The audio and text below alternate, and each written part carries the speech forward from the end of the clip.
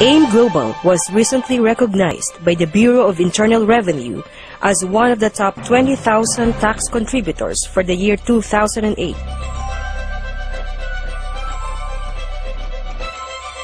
Congratulations to AIM Global on its third year of anniversary here in the Philippines.